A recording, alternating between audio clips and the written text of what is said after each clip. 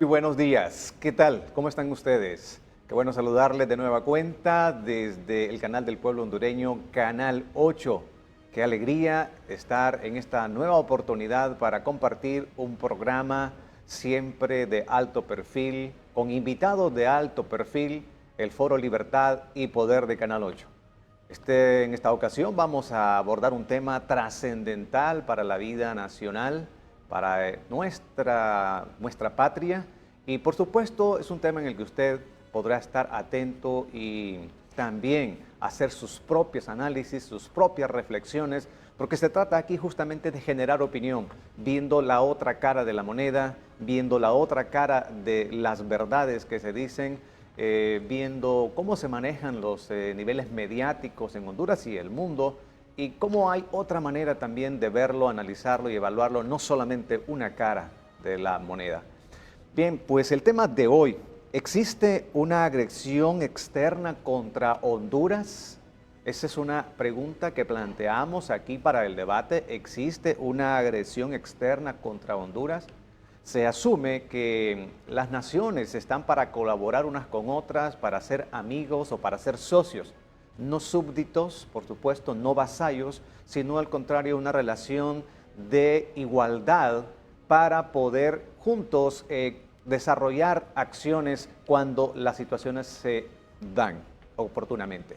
Honduras también es un país que desde 1821 en todo Centroamérica pues decretaron la libertad, la independencia, y ha luchado durante ya los siglos por mantener su soberanía. Han habido, por supuesto, en el camino intervenciones extranjeras, han habido políticos y gobiernos entreguistas, incluso apátridas, que han entregado el país poco a poco, e incluso hace poco también tuvimos un gobierno que estaba entregando en pedazos el territorio y la soberanía nacional, cosas que evidentemente no está bien y que el pueblo y un pueblo valiente no lo permite y lo defiende. Pero más allá de eso, existen acciones que se puedan interpretar como agresiones contra Honduras y que por supuesto nos pongan en alerta. De eso y mucho más hablaremos en este foro de hoy. ¿Existe una agresión externa contra Honduras? Y en nuestra nota introductoria: por intereses geopolíticos y mezquinos, Estados Unidos fomenta una campaña de descrédito contra el gobierno de la presidenta de Honduras, Xiomara Castro. Veamos.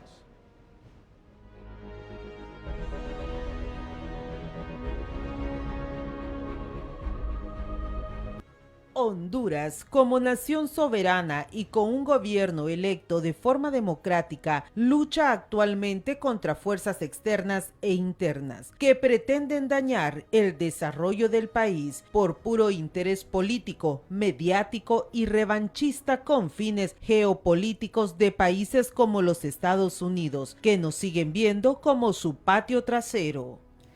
Estas fuerzas externas capitalistas, fácticas y hegemónicas han encontrado aliados útiles para sus fines obscuros a lo interno de la nación, quienes se han prestado para difamar y desacreditar cualquier acción de la administración de la mandataria Xiomara Castro, solo porque el gobierno pregona un plan refundacional que ellos consideran un peligro. Esta actitud de legítima soberanía por parte del gobierno ha sido vista como una gran amenaza para los fines e intereses colonialistas y de sometimiento de Estados Unidos, ya que Castro Sarmiento, como una presidenta, exige al mundo entero respeto y derecho de ser un pueblo con autodeterminación y autonomía plena. El hecho que Honduras decidiera establecer relaciones diplomáticas con China Popular, así como definir una estrechez de relaciones con Cuba, Venezuela y Nicaragua, así como censurar el genocidio contra Palestina, ha molestado al tío Sam, al grado que ha ocupado al Departamento de Estado para hacer sendos informes sobre la forma en que Castro Sarmiento administra el país y sobre la naturaleza de su plan de gobierno que consideran inapropiado. Pese a esta campaña tendenciosa de mentiras y miedos, la mandataria Xiomara Castro ha sabido llevar por buen rumbo a Honduras, siendo reconocida su gestión por entes y organismos internacionales como el Fondo Monetario Internacional, CAF, Foro de Sao Paulo, Unión Europea, entre otros, y por la mayor parte de la población, que resistió en la calle el golpe de Estado contra el presidente Manuel Zelaya Rosales.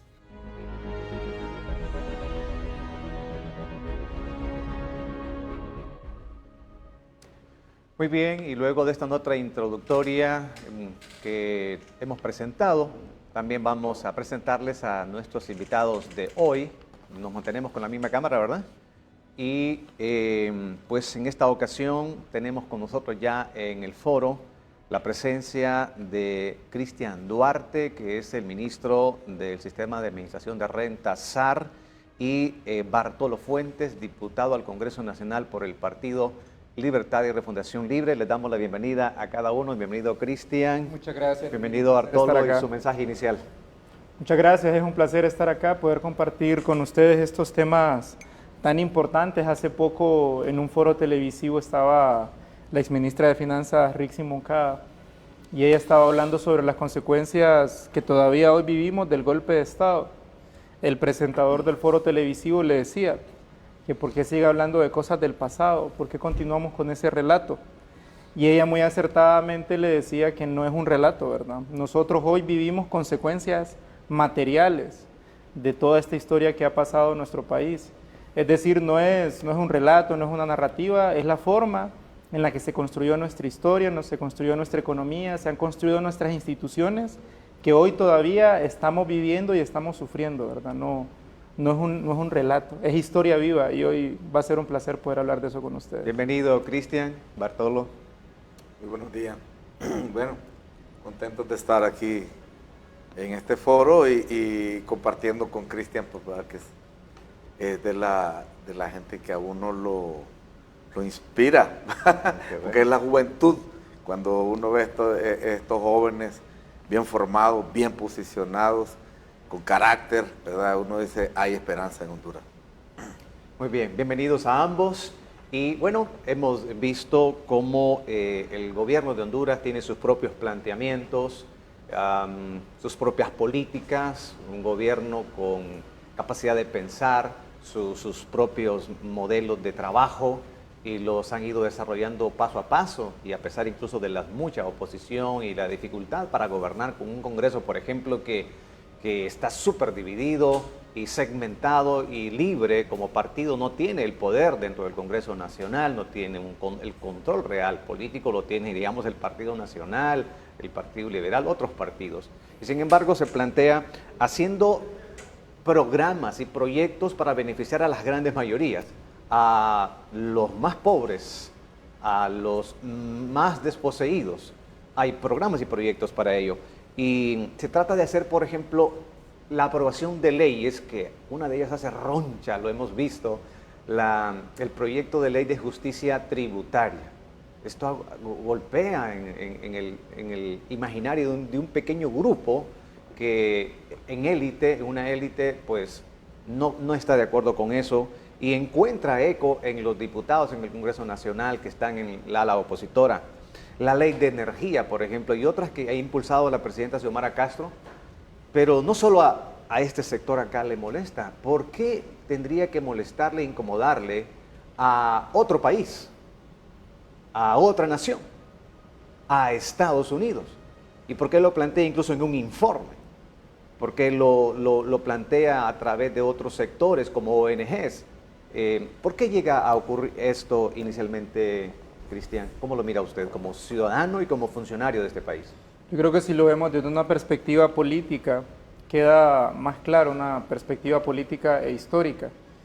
Y aquí el dato fundamental es que en Estados Unidos el salario en la maquila cuesta alrededor de $60 al día. En Honduras el salario en la maquila es $6 al día. Es decir, las empresas estadounidenses que se instalan acá pueden pagar en salarios apenas el 10% de lo que pagan en Estados Unidos. Además de que pagan el salario muy bajo, En segundo lugar, pues no pagan impuestos, ¿verdad? Empresas que se instalaron aquí desde los 80, desde los 70, no pagan impuestos. Esa es la razón fundamental, es la razón por la cual el capital extranjero se ha instalado en este país y han buscado mantener el control político desde hace 150 años. Es la extracción de la riqueza de nuestra gente y de nuestros recursos naturales. Es la misma razón por la que se instaló el enclave bananero, ¿verdad? Y es la razón por la que se relanzó el sistema de enclaves con los nuevos regímenes de exoneraciones, para que también tengamos bastante claro que estos regímenes de exoneraciones que nosotros actualmente tenemos, regímenes como zona libre, regímenes como el régimen de importación temporal, como zona industrial de procesamiento que fueron creados en los 70s, fueron creados en los 80s, fueron creados por consultores contratados por Estados Unidos y enviados a Honduras a asesorar a los gobiernos que estuvieron dispuestos a regalar nuestra economía y a regalar la vida de nuestra gente, ¿verdad? Lo repito, aquí esas leyes, la ley, por ejemplo, de la contrarreforma agraria del 92, llamada Ley Norton, fue redactada por un consultor extranjero que se la dio a los diputados. Las leyes de regímenes de empresas exoneradas fueron redactadas por empresas consultoras estadounidenses que las llevaron al Congreso.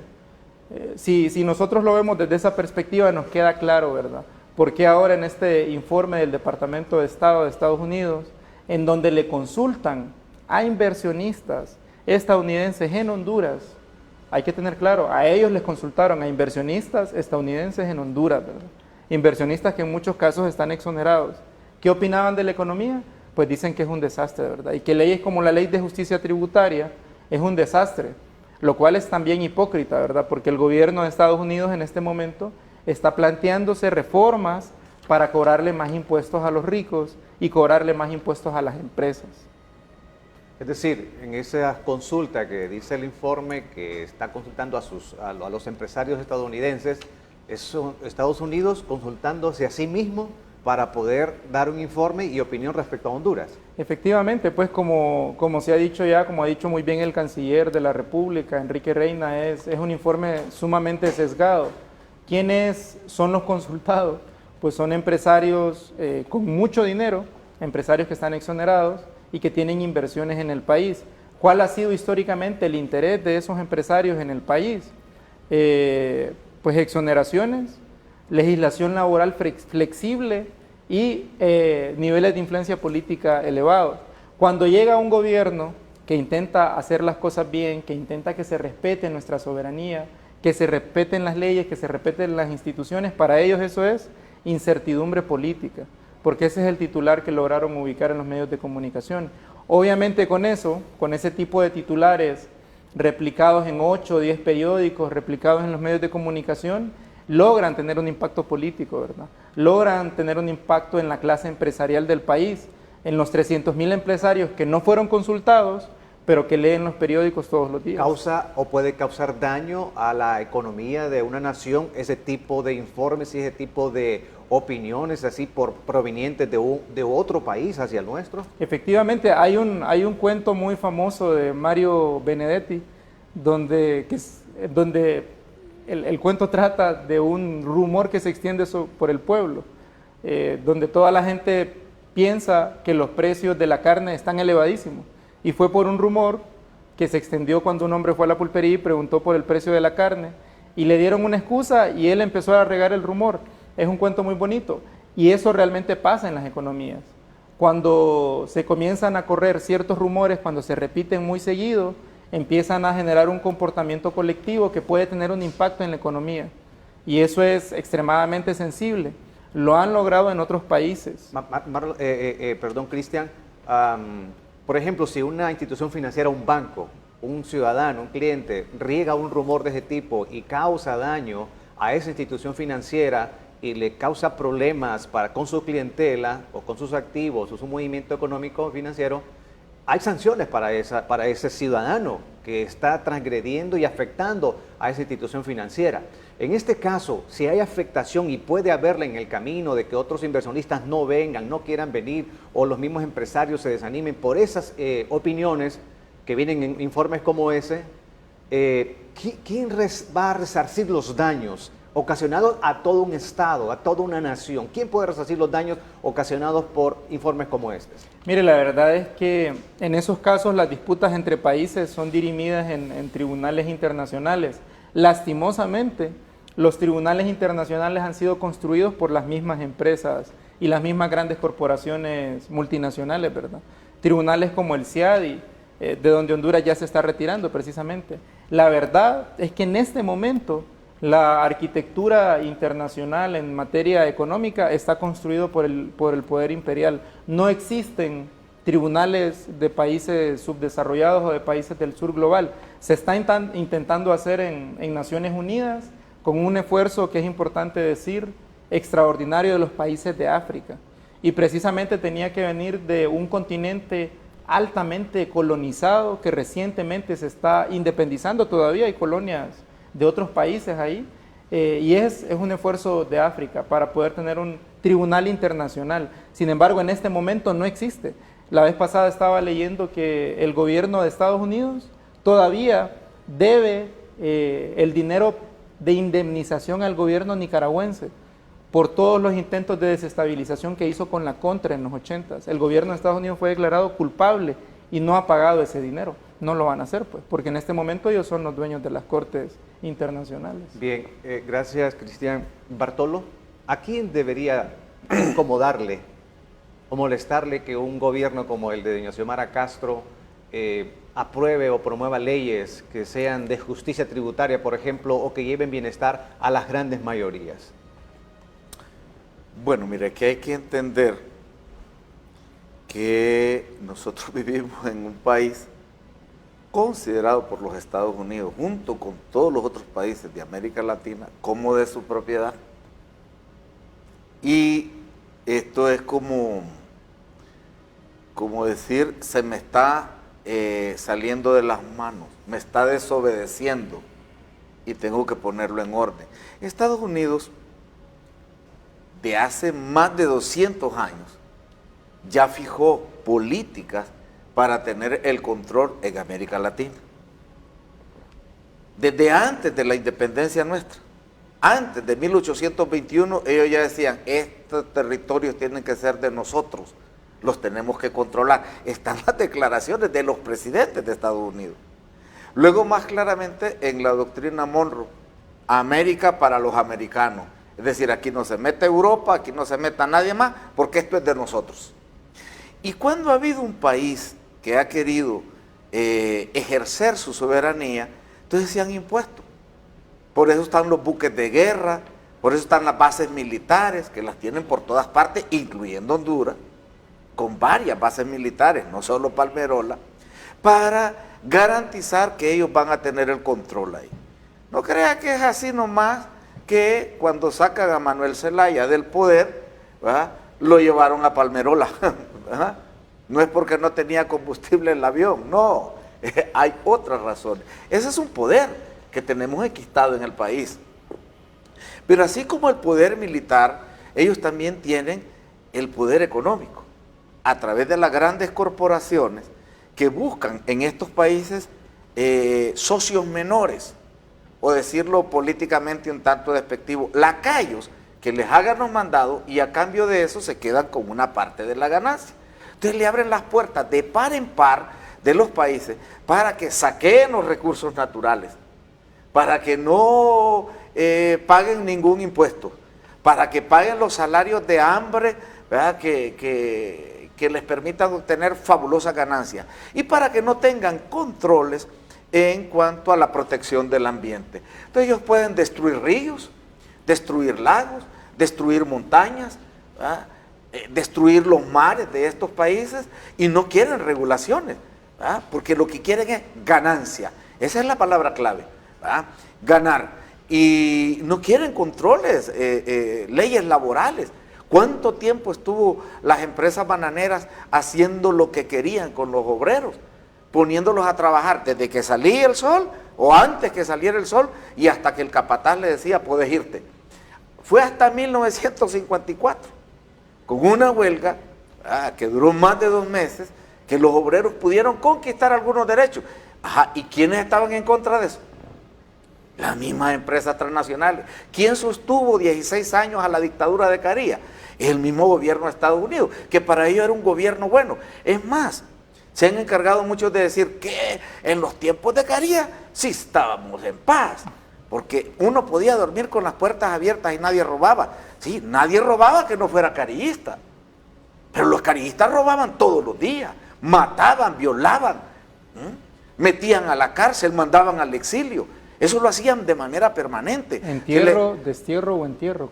Así es, una política terrible. Y cuando la gente quiso, oiga bien, la gente siempre ha tenido la expectativa de que Estados Unidos es un defensor de la democracia. El 4 de julio, la independencia de Estados Unidos, en San Pedro Sula, ¿verdad? En 1944 dijeron, vamos a salir, como es 4 de julio, nos vamos a proteger en esta fecha para exigir que termine la dictadura. Vieron que se pudo hacer algo. El 6 de julio hubo manifestaciones en San Pedro acá, hubo masacres horribles, que se cumplieron 70 años ahorita, y yo quiero reconocer autocríticamente, nosotros cometimos el pecado ni siquiera de recordar eso. ¿Y quién estuvo ahí? El que está en el billete de A50, Juan Manuel Galvez, un abogado al servicio de la dictadura y de la bananera.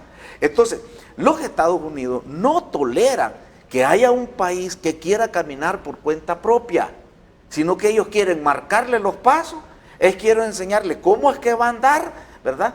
Hacia dónde tiene que caminar, ¿verdad? Y hasta dónde puede llegar. Entonces, no toleran que un país, ¿verdad?, pueda desarrollarse, porque cuando un país se desarrolle, adquiere independencia. Entonces no tiene que andarle pidiendo favor. Ellos quieren que estemos así, pidiéndoles toda la vida, pidiéndole proyectos a USAID, que no podemos hacer el proyecto de agua, hay que pedirle a la USAID. Así nos quieren, como mendigos. Nos quieren arruinados, nos quieren empobrecidos, para que nosotros hagamos lo que ellos dicen. Por eso es que cuando se aprueban leyes que no son de ese agrado, entonces empiezan a desprestigiar a los gobiernos que no les hacen caso. A ver, los gobiernos, yo recuerdo Stiglitz, se llama del Fondo Monetario, sí, con todas estas políticas perversas que aplicaron en los países del neoliberalismo, que hundieron en la miseria a los países, este señor que fue director mundial, y le dijeron, bueno, pero no es posible que todo esto que ustedes hicieron no haya funcionado en ningún país, ¿verdad? ¿Hay algún país al que ustedes llevaron estos consejos y hayan salido bien? Uno, sí, qué interesante. ¿Dónde? En África. ¿Y qué pasó ahí? ¿Qué funcionó? No nos hicieron caso. Entonces, eso es lo que está pasando. Si nosotros queremos salir de este atolladero en que estamos en Honduras, tenemos que abandonar esas políticas que consideran que los derechos de las personas son gasto, que son populismo, que a la gente no hay que darle nada, que es pecado estarle dando un subsidio de energía a la gente. Pero es bueno estarles pagando precios por la energía carísima a los generadores de energía. Que es pecado, ¿verdad? Hacerle una condonación a los pequeños productores. Pero sí es bueno perdonarles, ¿verdad?, miles de millones a los grandes empresarios. Es decir, las políticas que favorecen a las élites, para ellos son de mucho agrado. Las políticas que favorecen a la gente trabajadora, al pequeño empresario, al mediano empresario, al que se esfuerza todos los días, esas son malas. ¿Por qué? Porque los socios de estas grandes transnacionales son precisamente esos que gozan de las exoneraciones. Los socios, ¿verdad?, de los que vienen a saquear los recursos nuestros, incluyendo la mano de obra, ¿verdad?, son, ¿verdad?, estos que eternamente usaron el Congreso Nacional, el Gobierno de la República, las Fuerzas Armadas y toda la institucionalidad del Estado para su beneficio particular. La preparación y emisión de informes uno tras otro por parte del Departamento de Estado de Estados Unidos, ¿se pueden considerar como un apoyo de ellos tratando de ayudar, como tratan de hacer sentir, de apoyar, o es una acción injerencista de un Estado en otro Estado como el de Honduras? Ese informe y muchos otros informes están con ese sesgo, Pero los Estados Unidos quieren decir, ¿dónde es que hay respeto a los derechos humanos? Entonces, para ellos no hay respeto a los derechos humanos en Cuba, ¿verdad? ¿Por qué? Porque hay un montón de presos políticos. Mentira. Pero sí hay respeto a los derechos humanos, ¿verdad?, en estos países que ellos mantuvieron y mantienen todavía con dictaduras crueles, criminales, que hacen masacres. O sea, Estados Unidos no ve las masacres ahorita en Palestina, más de 40,000 muertos, sino que en lugar de condenar a ese Estado terrorista, le da armas, lo apoya para que siga masacrando, para que siga matando. Entonces, ellos se consideran con la autoridad para decir quién es bueno y quién es malo en el mundo, y mienten. Ese informe es mentiroso, es en el campo de la economía, pero en el campo militar igual han mentido y han provocado millones de muertos, como lo de Irak. ¿Quién no recuerda? Capaz que ellos quieren también que no tengamos memoria. Los medios publicaron unos informes de investigaciones donde Irak tiene armas de destrucción masiva que son una amenaza para la humanidad. Oigan, me van a desaparecer el mundo. Irak tiene armas poderosas, por eso hay que invadir. Invadieron. Millones de personas muertas. Ajá. ¿Dónde estaban las armas de destrucción masiva? Nunca aparecieron. Era una mentira absoluta. Sin embargo, destruyeron ese país y después aparecieron como buena gente dando ayuda para reconstruirlo. ¿Quién lo reconstruyó? Las transnacionales gringas. Es un negocio. Un negocio. De guerra. O sea, la guerra para ellos es un negocio. Y esto también de saquear los recursos naturales es un negocio. Y tener a los países altamente endeudados también es otro negocio. Claro. A ellos les gusta dar préstamos, Danilo, y tenerlos a uno del cuello para que atendamos sus políticas. El cuento que le comentaba se llama Algo muy grave va a suceder en este pueblo. Lo menciono porque usted consulta de nuevo sobre el informe, ¿no? Fíjese que algo en lo que insiste mucho el gobierno de Estados Unidos, que insiste mucho el COEP también. Pero no explicaste todo el cuento. Bueno, pero es que el cuento es esto, es que se riega el rumor de que el precio del pan está subiendo. Y todo el mundo en el pueblo se preocupa y todo el mundo van a comprar pan. Entonces, como todos van a comprar pan o carne, sí, se empieza a escasear. Sí. Porque es un comportamiento colectivo, pues. O sea, si en un día solo iban a comprar 15 personas, debido al rumor van a comprar 100, van a comprar 200. Entonces empieza a escasear y el rumor genera como un efecto que efectivamente empiece a escasear, ¿verdad? Lo mismo pasa con los dólares en Honduras, por exactamente, ejemplo. Con los dólares. Ustedes saben que los dólares son una de las principales herramientas de dominio de los Estados Unidos, ¿verdad? El patrón del dólar fue establecido por la fuerza en los 70s y le permite al gobierno de Estados Unidos de alguna forma tener incidencia en la política económica y monetaria de los países. ¿Cómo? Pues porque para poder uno comprar mercancías en los mercados mundiales ocupa dólares, ¿verdad? Y el valor del dólar, entre más fuerte se hace, más depende nuestra economía de él, ¿verdad? Es decir, si el gobierno de Honduras devalúa la moneda, un gran empresario que tiene $1 millón, automáticamente, si el lempira se devalúa en un lempira, automáticamente el empresario tiene $1 millón de lempiras adicionales. ¿Eso pasó cuando Callejas, Cristian? Que se devaluó efectivamente por el tipo de cambio. Con 2 Callejas devaluaron de un solo, estamos al 2 por 1 y pasamos al 4 por 1. A sus amigos les dijeron, compra dólares. O sea, antes de devaluar, ¿ya? Entonces compraron dólares. Uso de información privilegiada. Claro, entonces si usted compró, ¿verdad? $1 millón de dólares, ¿verdad? $1 millón de dólares, eso le daba en aquel momento 2 millones de lempiras. Cabal, ¿verdad? Devalúan y ya no tenía 2 millones, tenía 4 millones de lempiras. Entonces, esas sinvergüenzadas, ¿verdad?, las usan, pero para ellos es normal. Sí, aquí mire, en el informe mencionan muy seguido el tema de la devaluación de la moneda. Y lo relevante de que lo mencionen en el informe es que viene a darle eco también a lo que dice el COEP, a lo que dicen los bancos, a lo que dicen otros gremios de la élite empresarial del país. Y el hecho de que esto se reproduzca y aparezca puede empezar a crear la noción colectiva de que efectivamente escasean dólares, cuando es algo completamente falso. Están generando esto como un ejercicio de especulación. ¿Qué pasaría si un día se levantan todos los hondureños que tienen cuentas en dólares o que reciben remesas y por que el informe de los Estados Unidos porque el COEP todos los días sale diciendo que no hay dólares, todos deciden ir a sacar dólares.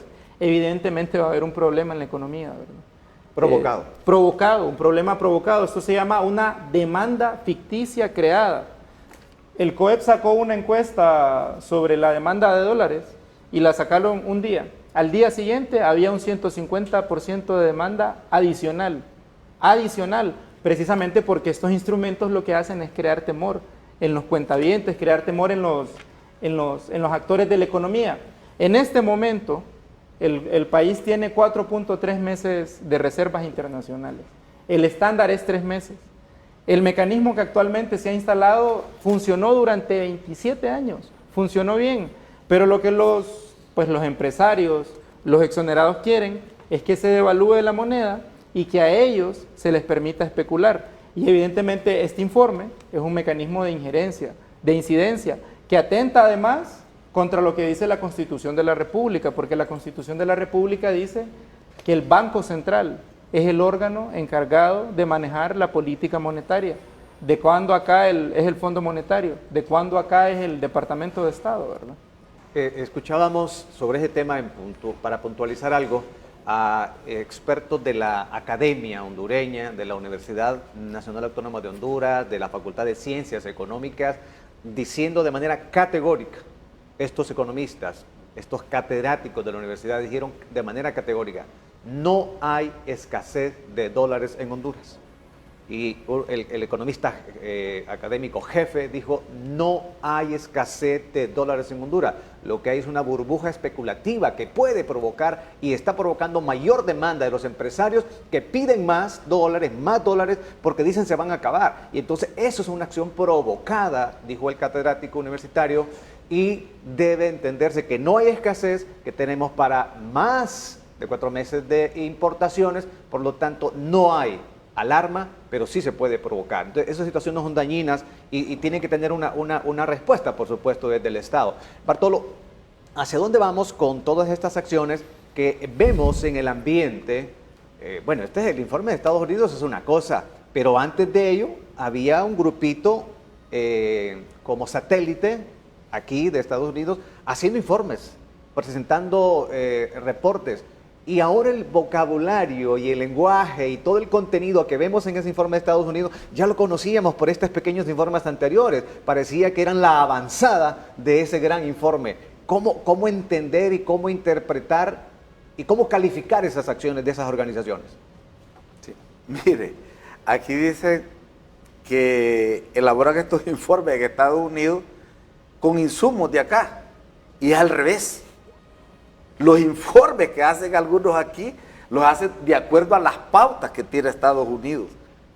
Si Estados Unidos dice, es verde, entonces ellos dicen, sí, hay tonalidades verdes en tal y tal, ¿ya? Entonces ellos repiten lo que previamente han establecido estos organismos desde los Estados Unidos y otros organismos internacionales que no necesariamente tienen la sede ahí. Y esto es en todos los campos, ¿verdad? Yo escucho, por ejemplo, a dirigentes nacionalistas diciendo, mire la migración, ¿cómo ha aumentado? Antes se iban 500, ahora se van 1000. ¿Dónde está el informe? ¿Quién tiene ese informe? ¿En qué se basa para decir eso? Es totalmente falso, pero lo repiten todos los días, que la gente ahora se está yendo más. ¿En qué se basa? Entonces salió una caravana en México. Mire, una caravana de hondureños. Y ahí va de todo, pues, ahí va por lo menos, van ahí de 50 países diferentes, ¿va? Pero ellos dicen, es una caravana de hondureños. Vámonos a los datos, a las estadísticas. Y ahora sí, los datos de ellos. Usted conoce mucho de migraciones, es un hombre bastante... me informo, ¿verdad? Sí. Porque es un tema en el que... Digo, para decirle a la gente qué es lo que realmente está ocurriendo. Claro, lo que está ocurriendo... En efecto hay migraciones, pero en mayor número, en mayor cantidad exorbitante, como dicen ellos, comparado con el gobierno de Juan Orlando Hernández. No, yo creo que más bien ha bajado. Ha bajado. ¿Por qué? A ver, en el 2022 nosotros asumimos el gobierno, ¿va? Y en ese año nos deportaron alrededor de 90,000 compatriotas. La mitad de Estados Unidos, la mitad de México, ¿va? Significa que esos se fueron el año anterior, ¿va? Se fueron en el 21, todavía en el gobierno anterior. El 22. El 23, o sea, el año pasado, se bajó a 56,000. Las deportaciones. Las deportaciones. Entonces, ¿qué significa? Que bajamos más de 30,000 los deportados. Y no son datos nuestros, son datos del gobierno de Estados Unidos y del gobierno mexicano. Es decir, entre más se van, más deportan. Ah, claro. Entre menos se van, menos deportan. Claro, entonces, ¿por qué bajó a 56,000? Y ahorita, si usted revisa los datos, a mitad de año, ¿cuántos deportados hay? No llegamos ni a 20,000.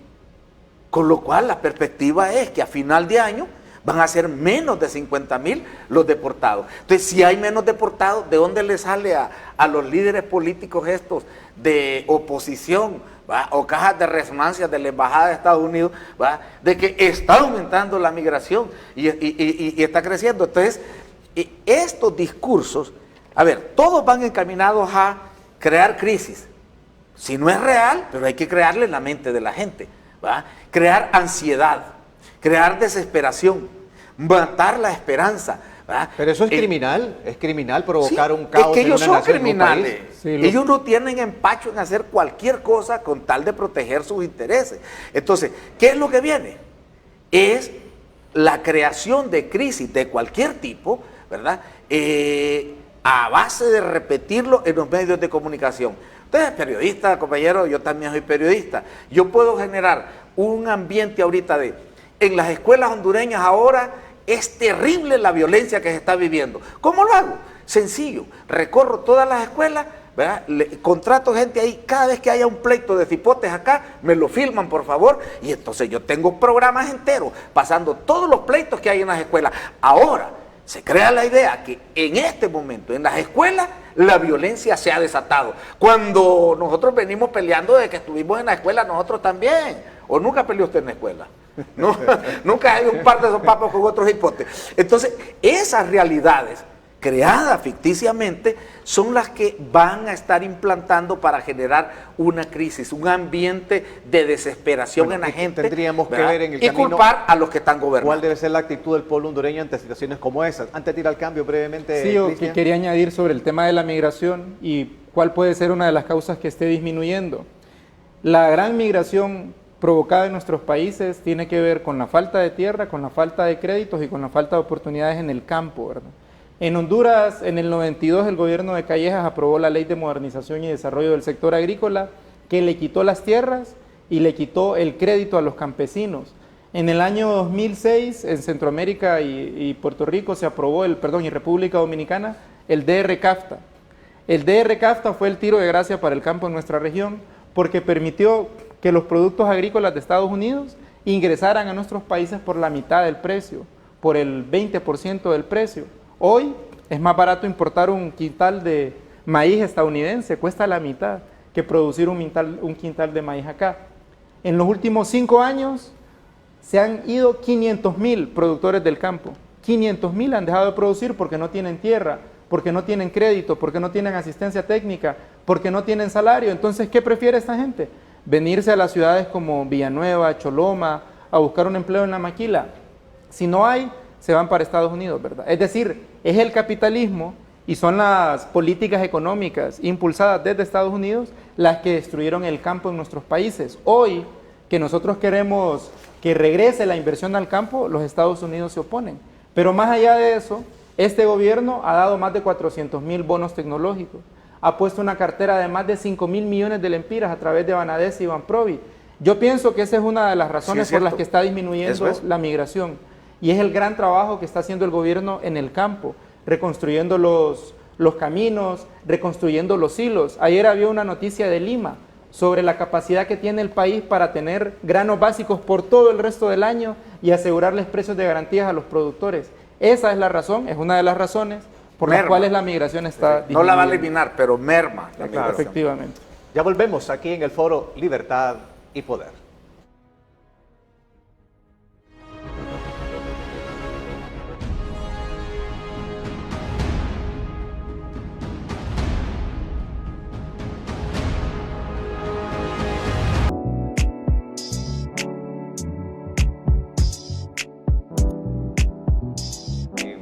obviamente afectan también a nuestro país, Cristian. Usualmente los países, las comunidades de países han construido ciertas instancias regionales o internacionales acreditadas debidamente para ello, para realizar informes en materia económica, financiera o social, ¿no? Esas instancias nosotros las conocemos, ¿verdad? Son muchas que integran el gran sistema de Naciones Unidas. Por ejemplo, para el tema alimentario está el Programa Mundial de Alimentos, para el tema agrícola está la FAO, para el tema económico está la Comisión Económica para América Latina y el Caribe. Estas comisiones o estas instancias funcionan mediante consultas, mediante diálogos, mediante el intercambio de información estadística.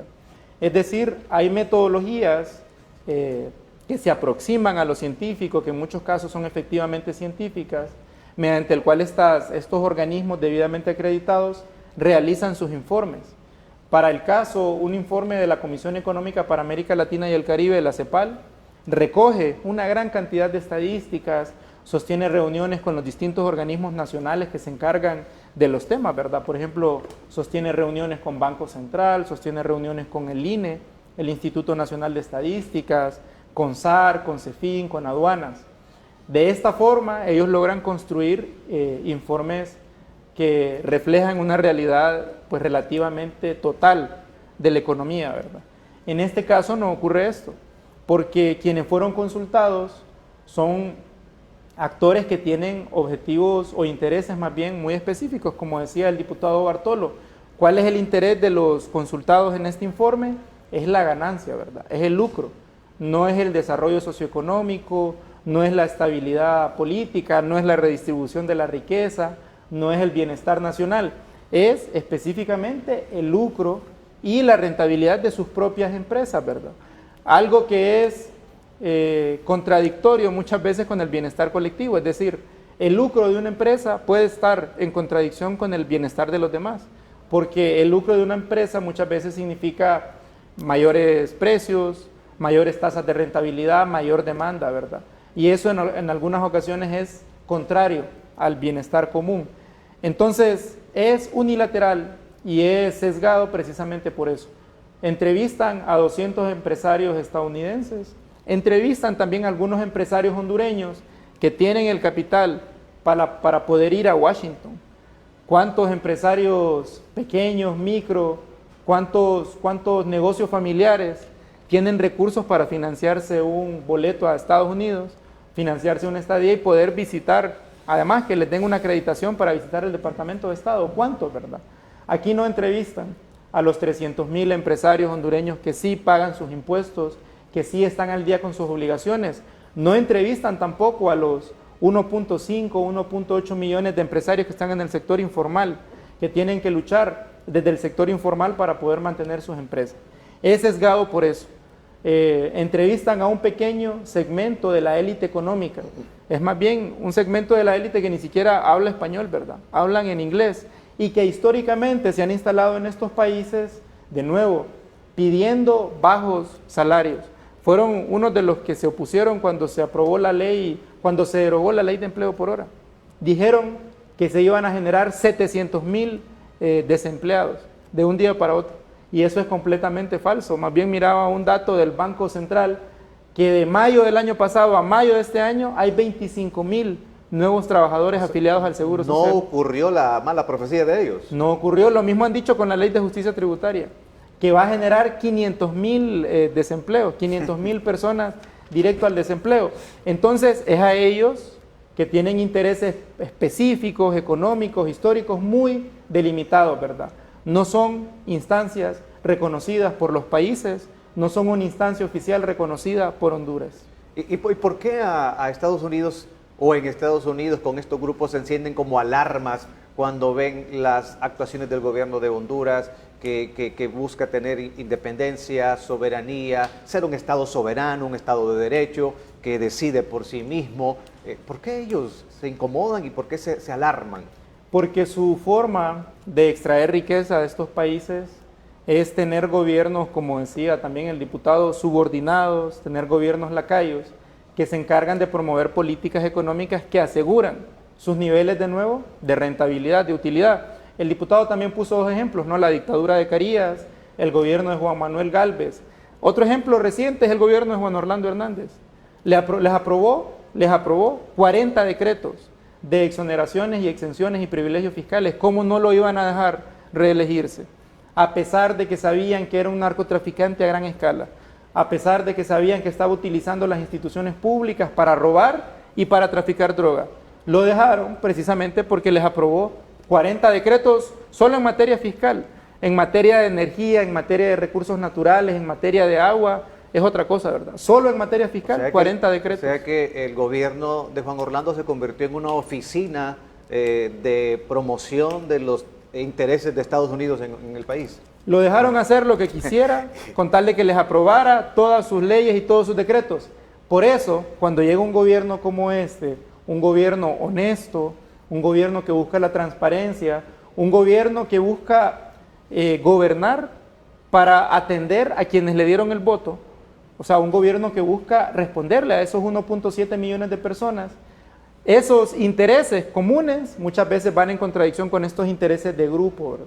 Y cuando el gobierno da pasos en esa vía, para ellos es una amenaza. Pero ¿por qué los sectores, Bartolo, políticos, los sectores sociales de Honduras, están, en lugar de estar en consonancia con esos intereses que menciona Cristian, de los pobres, de los desposeídos, de las mayorías, están enrutados con esa línea que viene justamente de esas élites y las defienden? Bueno, ellos son parte del mismo equipo. Ellos juegan para el mismo equipo. ¿Se benefician? Claro, es que trabajan para ellos.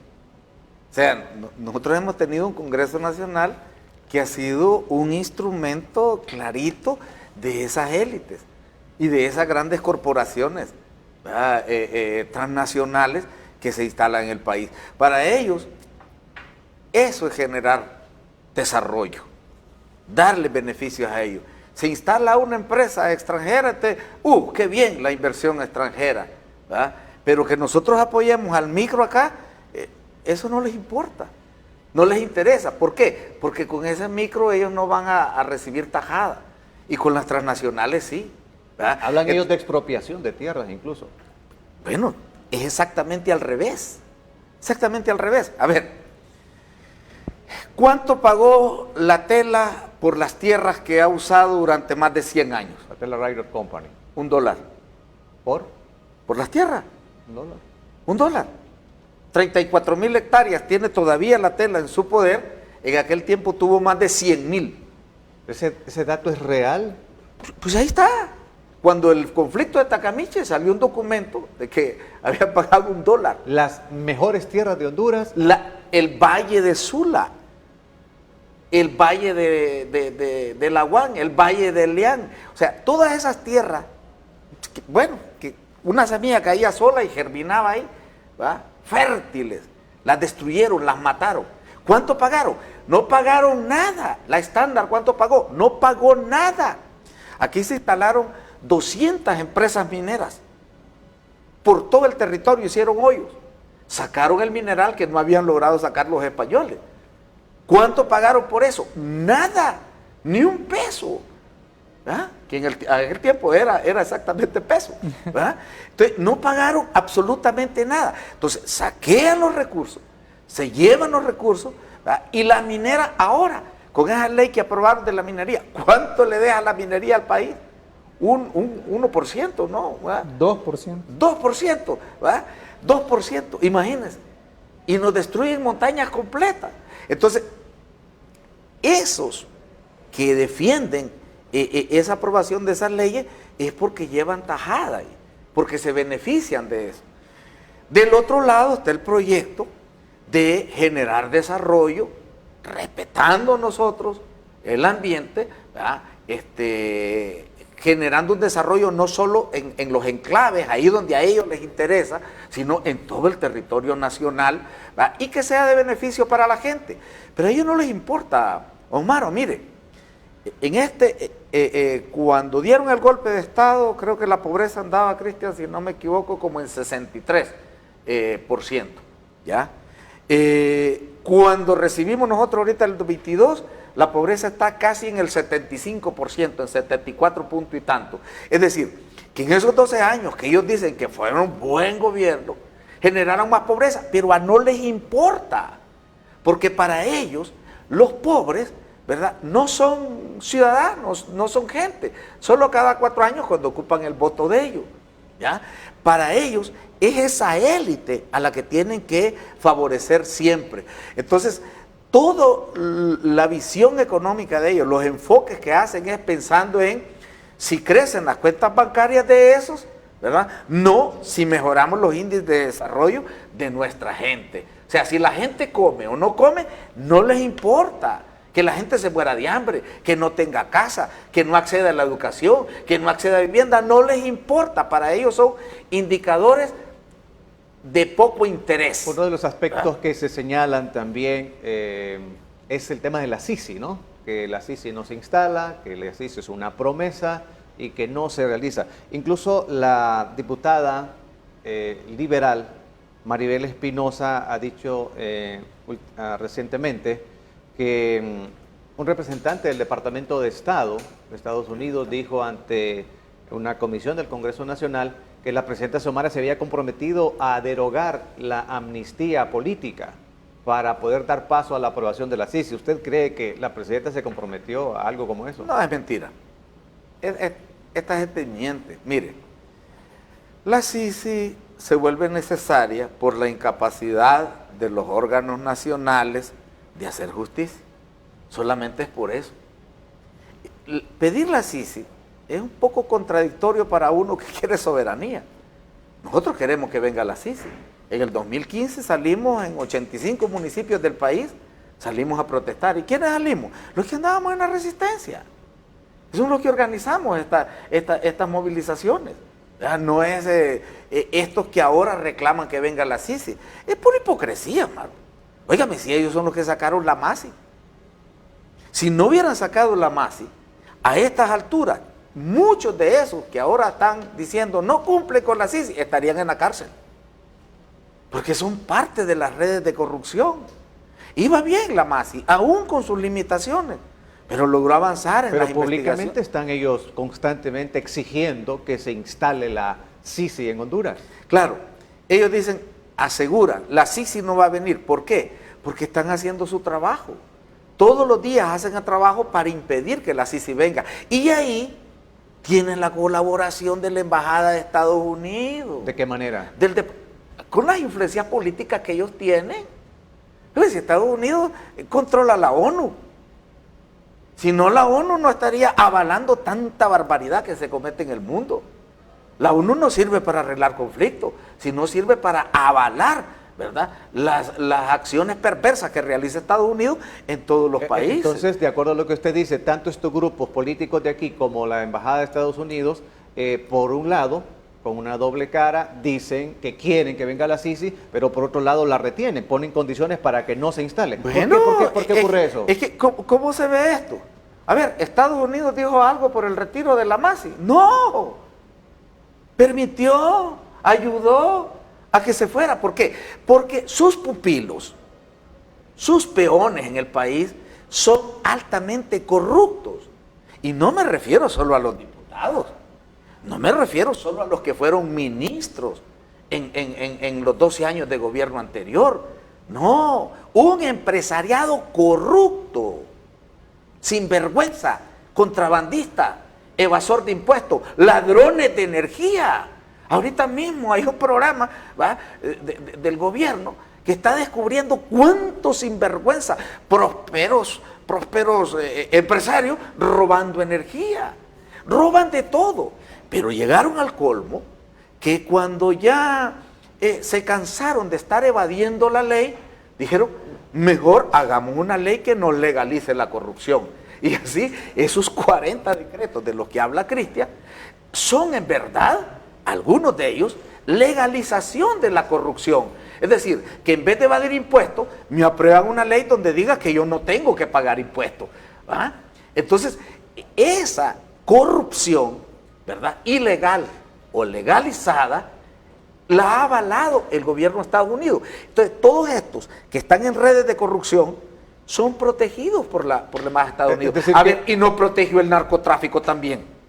O sea, la embajada de Estados Unidos protegió a los narcotraficantes. ¿La reelección ilegal? Claro, protegió a Juan Orlando, avaló un fraude. La representante de la embajada de Estados Unidos fue al Infop, ahí donde estaba el Tribunal Electoral, a decir, estas elecciones son buenas. Y era un fraude descarado. Es decir, avalaron al narcotraficante. Y no sabía si desde el 2004 estaban investigando a Tony. ¿Ah? Y desde cuándo ellos tenían la certeza. Óigame, 500,000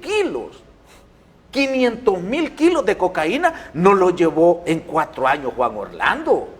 Lo llevó ¿quién lo dice? La Fiscalía de Estados Unidos, no lo estoy diciendo yo. Entonces, ellos sabían que ese era un delincuente y lo protegía. Es decir, la Embajada de Estados Unidos se dedica en todos los países a proteger los delincuentes que les hacen los mandados. Ese es el asunto. Y aquí en Honduras están protegiendo a los cachurecos. Por eso hacen lo que esté a su alcance, ¿verdad? Para impedir que se les investigue, ¿verdad? Que se les lleve a juicio y que se les mande a la cárcel. Eso ha sido no solo en Honduras, en todos los países. Ellos protegen a la gente más perversa, a la más delincuente, a la más ladrona, con tal de que estén bajo sus órdenes y a su servicio.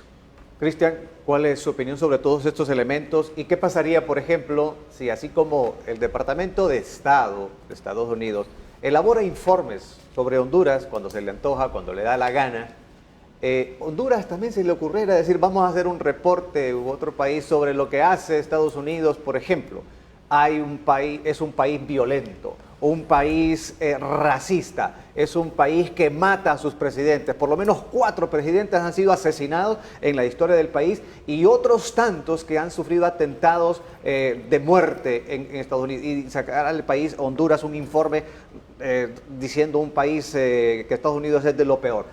¿Qué pasaría si así como Estados Unidos abroga el derecho de hacer esas cosas con nosotros? Yo pienso que entraríamos en una espiral de violencia y de mutua desacreditación. Además, con la retórica, por ejemplo, del candidato republicano, ¿se imaginan cómo sería entrar en una discusión con Donald Trump? Lo que dijo recientemente sobre el gobierno de El Salvador, que estaba enviando solo delincuentes a Estados Unidos. Yo pienso que sería un escenario completamente desastroso. No es algo que hagan los países, ¿verdad? Estar incidiendo en la política interna de cada uno de los demás países. Y yo pienso que en materia de combate a la corrupción, este gobierno ha dado pasos importantes, ¿verdad? Este gobierno eliminó la ley de secretos, que permitía que el Estado hiciera compras y contrataciones bajo el amparo de seguridad nacional sin rendir ningún tipo de cuenta. Con esta ley de secretos ellos hicieron compras y contrataciones en la tasa de seguridad que hoy están siendo judicializadas, ¿verdad? El director de la tasa de seguridad está teniendo, hace poco pagó una fianza para poder defenderse en libertad, pero efectivamente utilizaron ese mecanismo para robar. Pero, este gobierno... ¿aquí o dónde? ¿Dónde pagó? En Estados Unidos. Bueno, pagó en Estados Unidos, imagínense. Que no es exactamente. Sí, pero ¿por qué se lo llevaron? ¿Por corrupción? Por corrupción, ¿por qué se lo llevaron?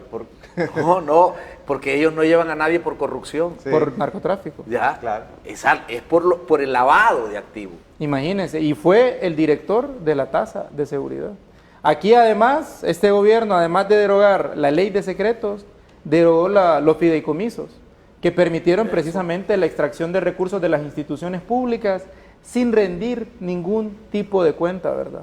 Hace poco el ministro Marlon Ochoa fue al Ministerio Público a presentar 4 casos más de despilfarro de los recursos públicos a través de fideicomisos. Este gobierno creó la Secretaría de Transparencia y Lucha contra la Corrupción para tener dentro del Poder Ejecutivo una instancia, un ministerio que impulse políticas públicas de transparencia y que evite la corrupción. Además, el Poder Ejecutivo ha enviado diversos proyectos de ley para poder instalar la CIS. Pero efectivamente, como decía el diputado, es un claro conflicto de interés en el que se encuentran algunas bancadas del Congreso Nacional, las bancadas del Partido Nacional, algunos diputados del Partido Liberal, cuando fueron ellos mismos quienes estaban siendo judicializados por la MASI. Fueron ellos mismos los que hicieron el pacto con Juan Orlando, los que hicieron el pacto con la Embajada de Estados Unidos para evitar ser judicializados, sacar la MASI, permitir la reelección de Juan Orlando. Además, si recordamos también en historia reciente, el gobierno de Juan Orlando Hernández destituyó a los magistrados de la sala del Poder Judicial, ¿verdad? Destituyó a 5, ¿no? A 4 de esos magistrados y eligió a unos nuevos en un flagrante violación del tiempo constitucional de elección de los magistrados. Es decir, aquí históricamente la justicia ha sido construida, como decía Bartolo, en función de los intereses económicos de los Estados Unidos y los inversionistas estadounidenses. Y miren, en materia fiscal, eso también lo podemos ver. En materia fiscal, un empresario que tiene inversiones ficticias en un paraíso fiscal como Bahamas, que es usualmente el destino habitual, ese empresario tiene sus empresas en Honduras, todas sus empresas en Honduras. Con el Código Tributario del 2016, ellos pueden declarar una parte de su riqueza de forma ficticia a través de esta empresa en un paraíso fiscal. De nuevo, ellos produjeron toda su riqueza en Honduras, por lo tanto deberían pagar todos sus impuestos en Honduras, pero crearon una empresa de maletín en Bahamas. ¿Qué es una empresa de maletín? Usted se inscribe en internet, en el registro tributario de Bahamas, con un correo electrónico y ya dice, aquí tengo mi documento fiscal que certifica que estoy en Bahamas, cuando es falso, ¿verdad? Como hicieron a través de los Panama Papers. Con este documento fiscal, él puede ahorrarse la cantidad que quiera en impuestos. Y como nosotros tenemos este principio de renta territorial, no cobramos impuestos teóricamente sobre lo que viene del exterior. Además de eso, otro aspecto que les ayuda a ellos a no pagar impuestos es que a nosotros no está obligado esta administración tributaria a compartirnos información. Nosotros no podemos preguntarle, hey, ¿es cierto que este obligado tributario pagó ahí en Bahamas? No podemos. En tercer lugar, si a este empresario le hacen ese depósito a través de un fideicomiso, a través de la banca, nosotros no podemos ir ahorita a la banca a preguntarle cuáles son los movimientos de este contribuyente, cuáles son los movimientos de esta empresa, porque existe lo que se llama el secreto bancario con fines tributarios. Es decir, que estos empresarios, como decía el diputado Bartolo, que es periodista, no es abogado, crearon en el Congreso Nacional mecanismos para legalizar la evasión. Y esto es importante decirlo porque la corrupción de estos 12 años no es únicamente una corrupción como quieren hacer ver política, ¿verdad? Una corrupción del gobierno. Es una corrupción que fue esencialmente operada desde el sector empresarial. Por eso es que se habla de una corrupción público-privada. ¿Ese es el grupo empresarial que defiende el COEP, entonces? Porque el COEP habla de que hay que combatir la corrupción en Honduras, pero diríamos, ¿lo practican en la realidad de ellos o solamente es la fachada y solamente es el discurso también? Mire, el COEP históricamente aquí ha funcionado para defender los intereses de esa clase empresarial que ha hecho su riqueza sin pagar impuestos y a través de monopolios políticamente creados, ¿verdad? Por su poder político, ellos han logrado crear poder monopólico ficticio, ¿verdad? Hay algunos monopolios que se crean de manera natural, cuando una industria hay demasiada tecnología, la inversión es demasiado alta, pero ellos han logrado crear los monopolios a punta de poder político, ¿verdad? Dentro de estos 40 decretos que yo les menciono, hay algunos decretos que casi tienen nombre y apellido, casi tienen el nombre de la empresa, que cuando usted va a ver la puesta en marcha del decreto, solo benefició a 4 empresas, a 3 empresas, a 1 empresa. Entonces, evidentemente, ellos han defendido a esta clase empresarial. Y ahora que hablan de lucha contra la corrupción, yo creo que ellos se pondrían entonces del lado de la Ley de Justicia Tributaria. Porque lo que hace la Ley de Justicia Tributaria es más bien quitar todo este manto de opacidad, todo este manto de secretividad en el que actualmente operan muchas de las empresas, fundamentalmente las empresas exoneradas. ¿Por qué le temen tanto, por qué se oponen tanto a que se apruebe una ley de justicia tributaria en el Congreso de la República? Estos sectores empresariales, pero también los políticos que deberían, como usted dice, al revés, impulsarla. ¿Por qué hay tanta oposición? Yo diría que en primer lugar es por algo que ya hemos hablado, ¿verdad? Por el tema de rentas y por el tema de utilidades. Estos grupos empresariales han hecho su riqueza a costa de poder aprobar leyes en el Congreso Nacional. Pero en segundo lugar, yo pienso que este es otro elemento importante que mencionar, es el tema de la corrupción público-privada. En este momento, con toda la cantidad de bolsones que hay por todos lados, con la cantidad de barreras que hay, nosotros hemos identificado muchos casos de corrupción, algunos de los cuales fueron denunciados ya en el Ministerio Público.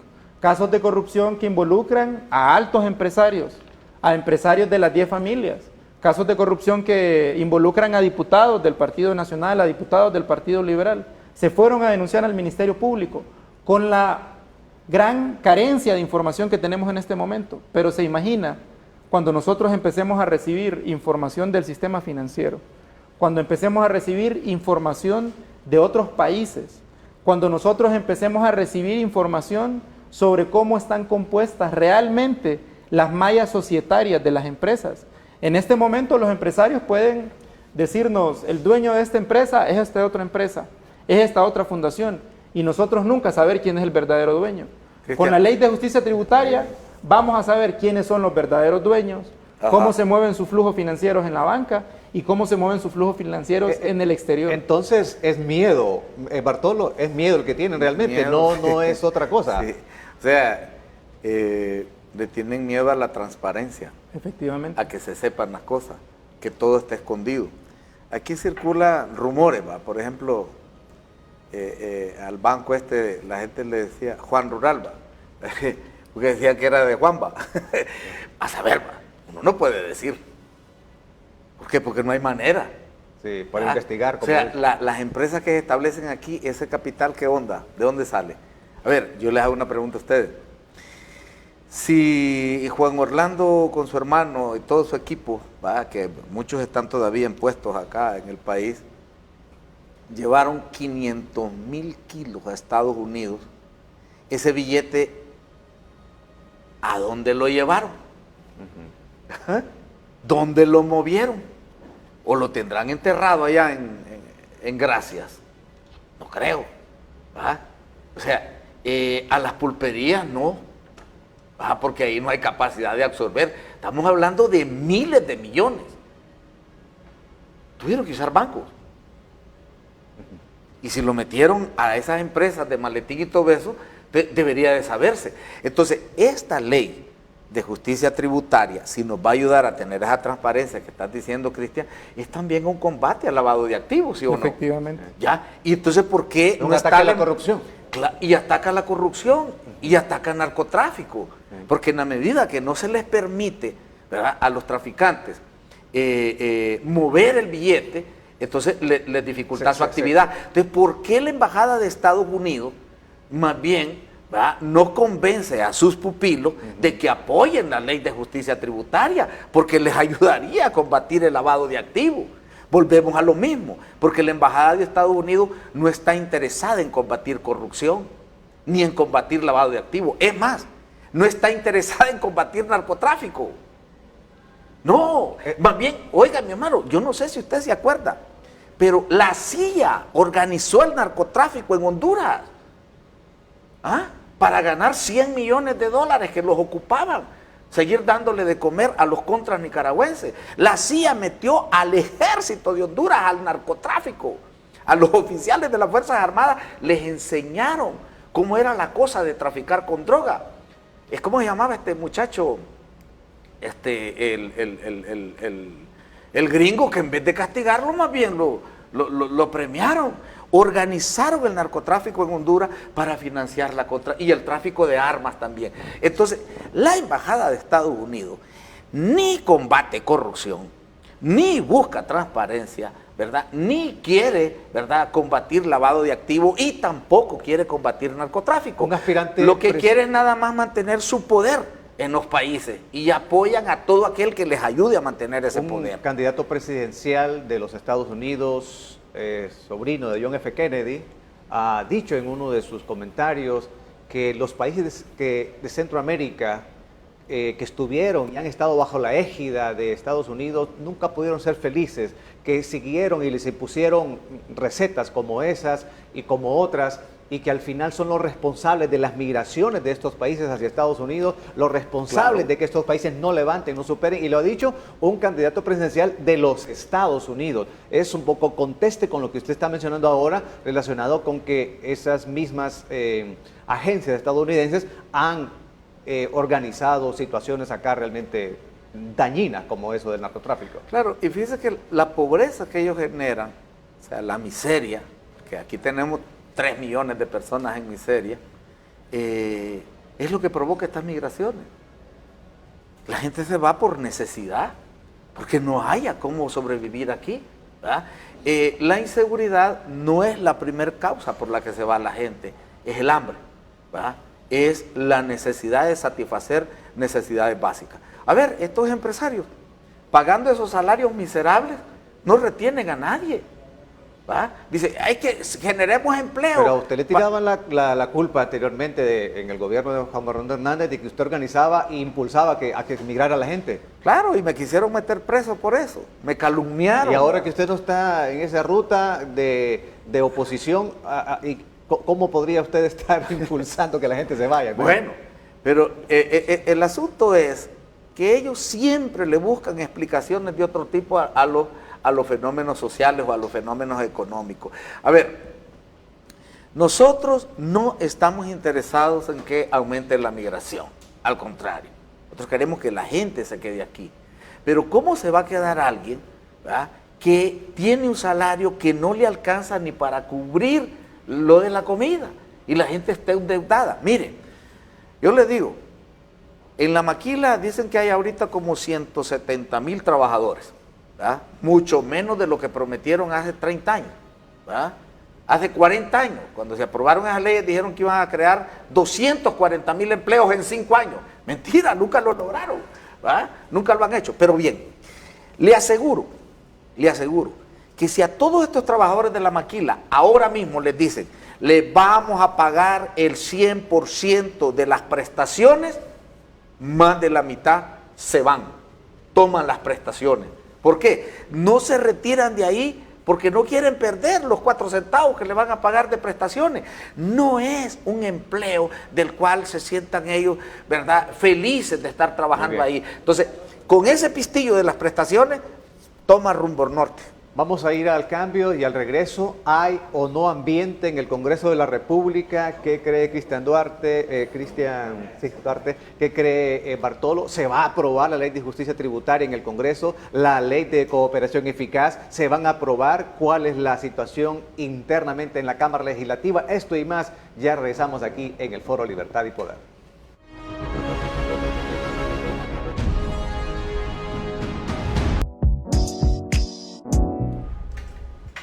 Bueno, amigos y amigas, continuamos aquí esta mañana en el Foro Libertad y Poder con nuestros invitados Cristian Duarte, ministro del SAR, y el diputado de Libre, Bartolo Fuentes.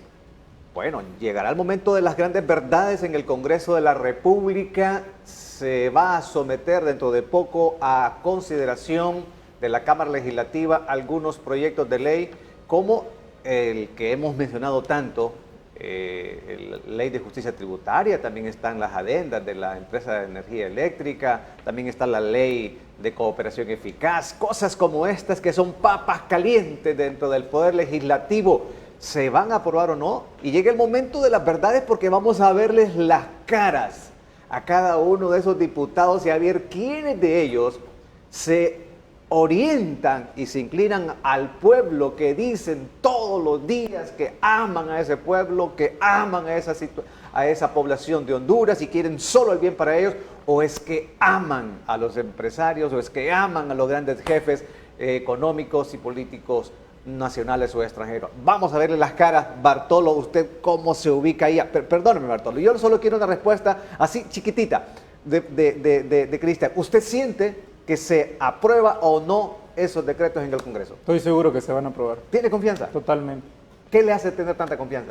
Pues fundamentalmente que los diputados que voten en contra, como hablábamos hace poco en la pausa, se van a dar color de si están apoyando empresarios exonerados. Yo creo que en la discusión pública ha quedado claro que quienes voten en contra es porque están apoyando empresarios exonerados, ¿verdad? Pero usted cree... O están del lado del pueblo. Pero usted cree, Bartolo, que usted conoce a los diputados más que cualquiera, porque es diputado y ha compartido con ellos un montón de tiempo. ¿Cree que a algunos les importa mucho lo que piense la gente? ¿No son algunos tan descarados que les vale madre lo que pase? Cuénteme usted cómo lo mira. Ahora, yo creo que sí se van a aprobar la ley, Sí piensa que sí. pero no unánime. Sí, claro. Ya, y hay unos que, olvídense, pueden hacerse lo que se haga y ellos no van a respaldar. Porque les quedarían mal a sus padrinos, pues. Obedecen a sus jefes. Claro, los que los tienen ahí los tienen para que le hagan los mandados. ¿Y quiénes son los padrinos de ¿Qué? algunos de ellos? Estos mismos, ¿verdad? Que se sienten afectados, ¿verdad? Por estas leyes. Así que yo quiero aprovechar antes de seguir con ahí para que no quede una falsa percepción. Porque ya veo esos que ven el programa, lo revisan y ven dónde dijimos una frase y esa es la que sacan de contexto. Primero, nosotros no somos enemigos de la empresa privada. Eso debe quedar bien claro. ¿Ah? Lo que no nos parece es que haya un pequeñito sector. ¿De cuánto es el porcentaje, Cristian? De empresarios 2%. exonerados. Es el 2%. El 2, yo decía el 4, imagínate, ahí andaba equivocado, ¿verdad? El 2% de los empresarios son los que tienen esos privilegios. Entonces no estamos en contra de la empresa privada, al contrario, queremos que la empresa privada prospere, avance, ¿verdad? Pero no este grupito con esos grandes privilegios que le pongan iniciativa, creatividad, esfuerzo propio, sino que encaramados en el Estado es donde ellos son los más prósperos en el país. Ellos dicen que el libre es enemigo de los empresarios porque los ataca, porque no les aprueba los que ellos quieren, porque no van juntos y todo eso. Bueno, aquí hay una contradicción en ello. Yo me acuerdo que trajeron a aquel señor Pasos desde México y nos quería hacer creer que el que tenía una chiclera también era empresario, ¿verdad? Entonces, con esa doctrina de ellos, esa ideología de ellos, que el pulpero también es un empresario, pues nosotros estamos apoyando a la mayoría del empresariado, ¿ya? ¿Por qué? Porque el que tiene un restaurante, ¿verdad? Imagínate hace 20 años, alguien abrió un restaurante pagando impuestos de todo, pagando impuestos por lo que compra, y allá ¡prum!, le ponen una comida rápida que no pagaba impuestos por nada. Podía traer la lechuga, las servilletas del extranjero sin pagar un lempira de impuestos, de importación, de todo, los desechables, todo. Lo trae actualmente. Todo. Y además subsidiados allá en Estados Unidos. Ajá. Las alfombras, todo podía traerlos. Ajá. Y el que estaba enfrente al otro lado pagando todos los impuestos, competencia desleal.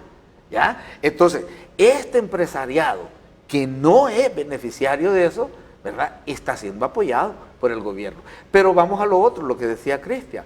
Todos esos bonos tecnológicos es para que alguien sembrara una manzana, 2 manzanas.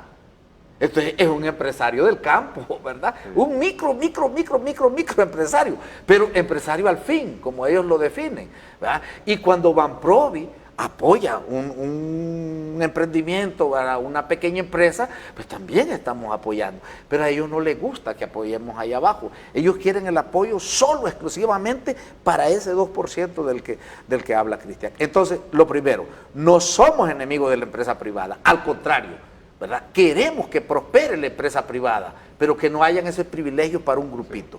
Segundo, no somos enemigos de los Estados Unidos, no queremos ser enemigos de los Estados Unidos. El problema es que ellos no nos quieren tratar con respeto, ¿ah? Y quieren estar siempre imponiéndonos sus criterios, sus políticas, sus decisiones, y que caminemos por el rumbo que se les place. Ahí están diciendo que qué barbaridad, cómo corrimos a Taiwán, ¿verdad?, y cómo fuimos a hacer relaciones con la China. Y Estados Unidos sí tiene relaciones con la China desde hace tiempo, le debe un montón de dinero, miles de millones de dólares, ¿verdad?, que le debe Estados Unidos a la China, no al revés. Ay, entonces, no, pero es que toda nuestra relación siempre ha sido con Estados Unidos. Bueno, pero esa relación durante más de un siglo, ¿qué nos ha dejado? Pobreza y miseria. Eso es lo que tenemos, es lo real. Pues tenemos derecho a buscar en otras partes del mundo otras relaciones más justas, más equitativas y que nos permiten prosperar. Entonces queremos ser amigos de los Estados Unidos. Lo que no queremos es que nos traten ¿verdad? Como sus lacayos, como sus serviles, ¿verdad? Sino que nos tratemos de igual a igual, con respeto. Y queremos seguir teniendo relaciones comerciales y de todo tipo con Estados Unidos. De ninguna manera queremos pleito con ellos. ¿Hay o no ciertas agresiones de Estados Unidos a Honduras? Permanentes. Estados Unidos siempre nos está agrediendo y siempre está queriendo imponernos, ¿verdad? Y va a buscar la manera de desestabilizar este país si no logra su propósito de que las pandillas que antes gobernaban el país vuelvan al poder. Y nos van a querer desestabilizar, pero nosotros tenemos que prepararnos para ello también. Ahora, sobre lo que ustedes preguntaban. Ojo con esto, que un país como Estados Unidos pretenda desestabilizar a Honduras, eso implica una agresión también al gobierno, al Estado como tal. ¿Cómo estaría haciendo esto y cuáles serían las consecuencias si continúa Estados Unidos y Honduras se mantiene en sus políticas, en su ruta? Mire, este informe es parte de la agresión. Esto no es aislado, esto es parte de un plan, ¿verdad? Y lo hacen, es que tienen un manual, los maros. Es un manual, es fácil adivinarles qué es lo que quieren hacer porque lo tienen por escrito. Hay un manual de cómo desestabilizar los países y cómo quitar gobierno. Cuestionan el modelo incluso de Honduras. No, sí, está por escrito, está el manual. O sea, los gringos tienen su política, eso es siempre. Yo le hablé de la doctrina Monroe, pero eso hace 200 años, ¿verdad? Pero más reciente, en los 80, ahí están los documentos de Santa Fe, que hay que estudiarlo. Ahí dice claramente cómo tratar a los empresarios, cómo tratar a los militares, cómo tratar a los intelectuales. Ellos tiran línea. El intelectual latino dice, es egocéntrico. Entonces hay que darle premios, hay que crear premios, hay que ensalzarlo, hay que darle becas. Las becas tal, las becas esta, para cooptar a la gente que piensa. Entonces ellos tienen un plan de dominación permanente. Y la desestabilización económica es parte de esos planes de control de estos países. Entonces, a mí no me resultaría extraño, para nada, que empiecen a hacer otro tipo de acciones. ¿Qué otro tipo de acciones? Por ejemplo, desabastecimiento. Ojo, con eso. ¿Ya? Mire, una sola empresa gringa, una sola, nos puede generar una crisis alimentaria en el país. Una empresa. ¿Lo han hecho en otros países? Cargill. Cargill. ¿Por qué? Porque ahí tienen halcón. Y halcón le produce el concentrado para el pollo, para las tilapias, para los cerdos, ¿verdad? Y otro tipo de insumos. Con solo que ellos digan, es que no, empiezan a vender la mitad de lo que están vendiendo, y es que no hay. O sea, que hay que estar atentos a esas señales. Se escasea el huevo, se escasea el pollo, se escasea el cerdo, se escasea esto, o los importadores. ¿Sabe qué importamos nosotros? ¿Cuánto estamos importando, Cristian? Como el 60 o 70% de la carne de cerdo. Sí. O sea, chicharrones que comemos, ¡ay, qué rico los chicharrones de Honduras! Pero no es de aquí. Pero lo podrían hacer aparecer como algo natural del mercado. Claro. No, natural del mercado no. Lo podrían hacer Ellos aparecer. Lo que van a decir es que es consecuencia de las malas actuaciones del gobierno actual. Por lo tanto, hay que quitar al gobierno, porque este gobierno no es capaz de garantizar el alimento para los hondureños, pero generado de manera ficticia, como bien lo ilustró Cristian, esa escasez. Es como una empresa. Una especie de guerra de baja intensidad esta. Claro, está escrito. Lo de la guerra de baja intensidad está escrito. Entonces, sabotear la economía. Sacar los dólares, por ejemplo. Esa es una acción de sabotaje a la economía del país. Generar crisis por ese rumbo. Y hay muchas otras maneras. Hasta las acciones de tipo criminal. Por ejemplo, ¿usted se acuerda cuando Pepe Lobo hizo campaña con el puño fuerte? Masacraron a una gente en un bus allá en Chamelecón. ¿Para qué? Para generar miedo en la población. Entonces, las acciones criminales para generar zozobra, para generar miedo, también están en su manual. ¿Puede llegar a tanto Estados Unidos? Puede llegar, pero si es necesario. Ellos están esperando todavía que con su mentada coalición, que no es invento de Jorge Cali, no, de ninguno de ellos. Eso es factura embajada de Estados Unidos. Ese es el que se inventó esto. Dijeron, miren, a Libre no lo van a poder sacar por separado, tienen que juntarse. ¿Ya? Y dividirlo. Sí, o sea, restarle a Libre y juntarse ustedes, porque si no, no le van a poder ganar. Y aunque se junten, nosotros vamos a volver a ganar. Y lo que viene son acciones desestabilizadoras de este grupo. Pero este pueblo ya despertó. O sea, allí estamos hablando de Jorge Caldex, estamos hablando de Salvador Narrala, del Partido de Liberal, Romeo Vázquez. y del Partido Liberal que se está uniendo con ese fin. O sea, que es un guión. Sí, sí, es un manual. Y lo están siguiendo. ¿Serían y aquí peones entonces ellos de todo este fin? Claro, el plan no lo hacen ellos. Es como el plan de asaltar el Congreso. Eso no fue Jorge Cali.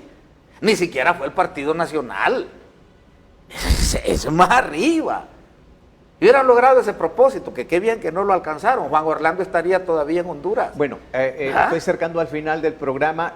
La ley de justicia tributaria, ¿usted tiene fe que se apruebe en el Congreso? Se va a aprobar, ¿verdad? Porque hay diputados sensatos, incluso del Partido Nacional, que entienden que esta ley es beneficiosa. Óigame, sé que se ha socializado con todo el mundo. Muy bien. Y después que se socializa, la gente ha quedado convencida. No, sí, es buena la ley, ¿verdad? Entonces, ¿Y la de cooperación eficaz? esa se va a aprobar también por lo que decía Cristian. O sea, nadie va a querer darse color de que está protegiendo pues a la criminalidad. ¿Las adendas de la generación de energía térmica o los contratos? Mire, ahí yo no les entiendo por qué se oponen, porque eso ya se negoció, ya se pactó entre el gobierno y las empresas. y las empresas. O sea que y es reducir. los diputados sudan calentura ajena entonces. Sí, no, lo que pasa es que están resentidos, ¿verdad? ¿Cómo se llama? Los que los hicieron bajar de 16 a 11 centavos, ¿va? El costo de la energía, o sea, firmaron pero no les agrada. Ok, Y bien. tienen la esperanza de que se pare en el Congreso, pero se va a aprobar. Muy bien. Cristian, estamos en la etapa final del programa. La ASJ, con una conferencia de prensa que tiene preparada como objetivo para atacar a la Procuraduría General de la República.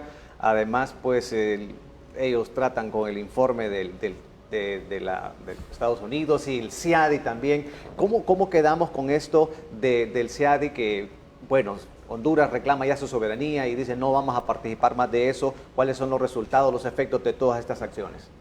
Bueno, en tema de demandas internacionales, Sistema de Naciones Unidas ya establece ciertos mecanismos que son mucho más independientes que los que actualmente establece CIADI. ¿Cuál es el principal problema del CIADI? El CIADI es el nombre que se le da a una suerte de tribunal creado por el Banco Mundial, pero realmente financiado por las empresas, donde los estados van a dirimir sus conflictos con otros países o con transnacionales, ¿verdad? Por ejemplo, el caso de Ecuador contra Chevron, en donde el Estado ecuatoriano estaba demandando a Chevron por haber contaminado el Amazonas, se dirimió en el CIADI, pero el CIADI es financiado por las mismas empresas. Los árbitros que van ahí son financiados por las empresas. Es una completa locura, ¿verdad? Entonces, finalmente Ecuador perdió porque fue en CIADI y Ecuador terminó saliéndose del CIADI. Finalmente llegó un gobierno de derecha con el cual regresaron.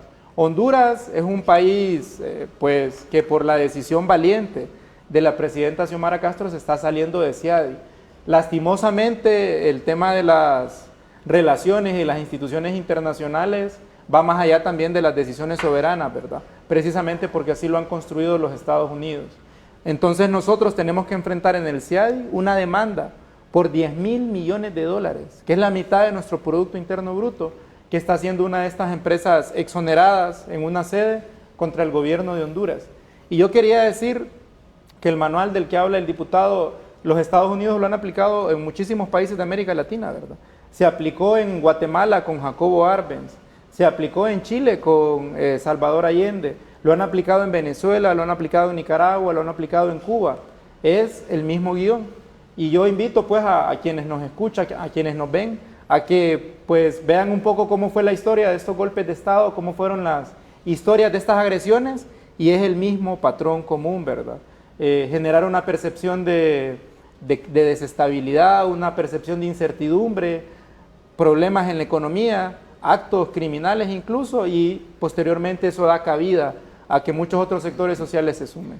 Con ese informe que va a presentar la ASJ también relacionado con la PGR, ¿qué se puede anticipar, qué se puede decir? Es un informe sobre CIADI y la PGR. Pues ellos tienen un informe para hablar un poco sobre la Procuraduría General de la República, el accionar, obviamente poner entredicho, ¿no? Mire, yo pienso que como pocas veces en décadas nosotros hemos visto una Procuraduría General actuando como verdadero defensor del Estado. Yo no sé si ustedes recuerdan, pero hace 2 años la Procuraduría detuvo el embargo de la Caja Única del Tesoro que querían hacer unas empresas por una supuesta demanda que ni siquiera se había ganado. Es decir, que la Procuraduría ha actuado en función de la defensa de los intereses del Estado como nunca antes lo había hecho, y el hecho de que la Procuraduría defienda la salida del CIADI, la Procuraduría defienda desde una perspectiva soberana los intereses del país para instituciones como ASJ, que históricamente han estado alineados del sector de los intereses extranjeros en el país, yo pienso que es natural, ¿verdad? Y se inserta en el guión del que nosotros estamos hablando, ¿verdad? El informe del Departamento de Estado, estos informes que sacan continuamente las organizaciones financiadas por la misma USAID, por el mismo Estados Unidos, se insertan en esta misma lógica. ¿Hay manera de desenmascarar a esas organizaciones para que no aparezcan como muy inocentes, representativas de la sociedad, cuando en realidad, dice usted, representan los intereses hegemónicos incluso de Estados Unidos y de los grandes emporios? Yo creo que 3 formas sencillas. La primera, ¿quién lo financia? La segunda, ¿quiénes son sus caras? ¿Quiénes las dirigen? Y la tercera, ¿qué dijeron durante estos 12 años y por qué lo están diciendo ahora, ¿verdad? Esas 3 formas sencillas, es como los 3 lentes para desenmascararlo. Muy bien. Bartolo, parte final, su mensaje al pueblo hondureño. Miren, nosotros tenemos un reto, sobre todo los que estamos metidos en este asunto de querer transformar este país, de querer terminar con esa terrible situación de la gente en pobreza y en miseria, que no lo vamos a lograr en 4 años ni en 8, es un proceso. Tenemos el gran reto, los que estamos ahí, de mantenernos informados, porque como hay una avalancha de desinformación, de mentiras, de calumnias, de tergiversaciones, tenemos que estar preparados y no dejarnos engañar, no dejar que nos maten la esperanza, no dejar que entre la duda en los propósitos que nosotros estamos buscando y tener la firmeza para enfrentar a los que nos agreden. Con toda esa información que usted dice, que se menciona, interesada, se benefician gentes como los empresarios Mazzoni, Máximo Mazzoni, Víctor Wilson y otros, son los que al final salen grandes beneficiados con todas esas campañas en contra del país y a favor de ciertos sectores. Y empresarios que ni siquiera han venido a Honduras nunca, pero que están sacando mucho billete de Honduras. Okay. Ellos no viven en Honduras, ¿verdad? Ellos no viven en Lloro, en mi departamento, no vive ni uno solo de estos a los que nos estamos refiriendo. Porque puede pensar el que tiene su tienda, su hacienda allá, que es de él que estamos hablando. No es de usted que estamos hablando de un grupito de gente, ¿verdad?, que es la que quiere entorpecer este proceso. Yo invitaría, ¿verdad?, a estos sectores, a los empresarios, a los microempresarios, a los pequeños empresarios, al empresariado que se esfuerza a que se hagan también ellos, ¿verdad?, un solo nudo y procuren, ¿verdad?, no seguir siendo desplazados por estas élites, ¿verdad?, que les impiden su propio desarrollo. Gracias. Su mensaje final. Pues estamos a las puertas de la aprobación de la Ley de Justicia Tributaria. Ha dicho la presidenta Xiomara Castro que quienes se oponen a la Ley de Justicia Tributaria son los mismos que en su época asesinaron a Morazán y que ahora se oponían a la elección de un nuevo fiscal.